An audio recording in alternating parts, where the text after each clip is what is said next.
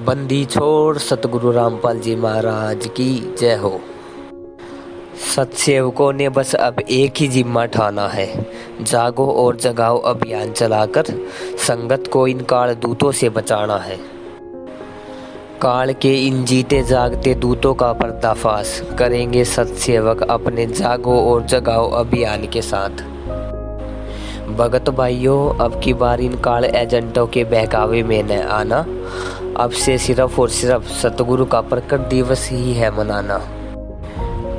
काल दूतों का राज बहुत हुआ, अब बारी है सत का राज आने की। अज्ञान पाखंड बहुत फैला दिया इन काल दूतों ने, अब बारी है ज्ञानाधार से भक्ति बढ़ाने की। भक्तों का खूब है पैसा लूटा, गुरुजी का आदेश बता के।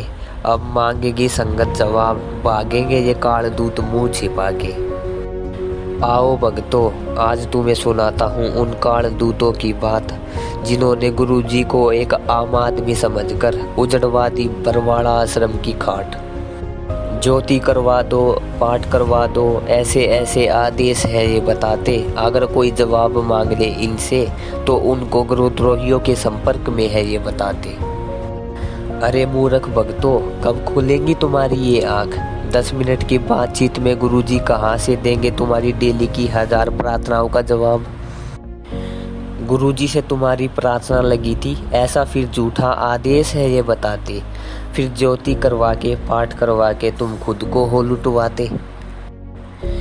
दान केवल गुरु के हाथों में देना, गुरुजी ने सत्संगों में है बताया। फिर 7 साल से तुमने किसको दान दिया, ये खुद विचार कर लेना मेरे भगत भैया।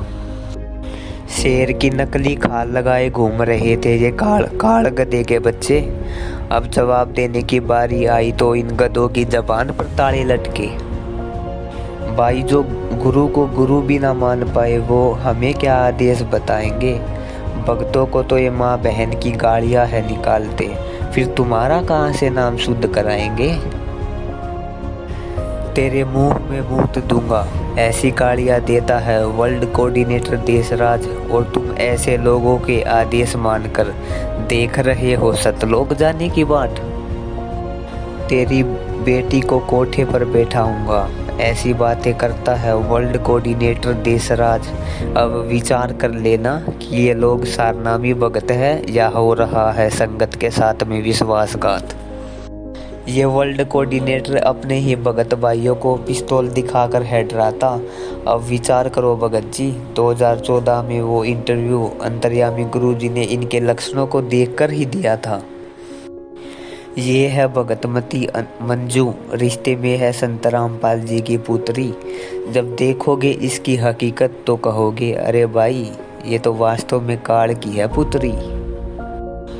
भक्तों को झूठ नहीं बोलना, ऐसे आदेश हमें है बताती। खुद झूठ और राजनीति की गंदी धारा अपनी मुख से है ये सुनाती। अरे पिता के रूप में भगवान मिला, इससे बड़ा सौभाग्य और क्या होगा? पर इन काले एजेंटों ने भगवान को 2 कौड़ी का जीव समझा।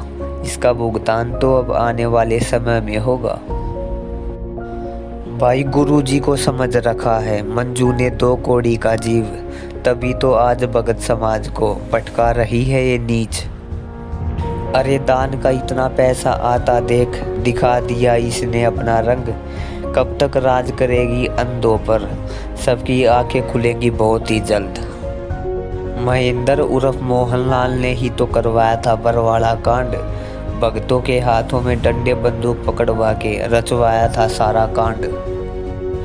अपने आप को गुरुजी से भी बड़ा बताता है ये नीच आत्मा। अब सत्सेवक करेंगे 7 साल से चल रहे इसके इस धंधे का ज्ञानाधार से खात्मा। गुरुजी को मारकर खुद गुरु बनना चाहता था ये नीच भगोड़ा। खुद को सारनामी भगत बताता है और पुलिस से आज तक भगता फिर रहा है ये नीच भगोड़ा। भाई, दान धर्म कर रहे हो, कुपात्रों को तो फल कहाँ से आएगा? इनको तो महेंद्र भगोड़ा गुंडों की सीबीआई जांच में लगवाएगा।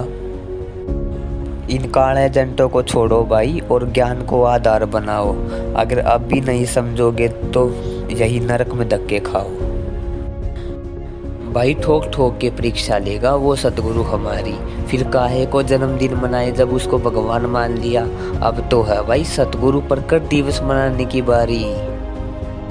भाई परीक्षा ही तो चल रही है कि देखता हूँ कौन छोड़ेगा इन काल एजेंटों का साथ, कौन कौन सबूत व ज्ञान आधार से चलेगा और कौन मानेगा सुनी सुनाई बात। भाई बात सुनो गणी ध्यान से, सतगुरु ही होता है भगवान। इस वहम न काट दो के कागज आड़ा कभी राहोगा तमने सतलोक ले जान, सच्चाई।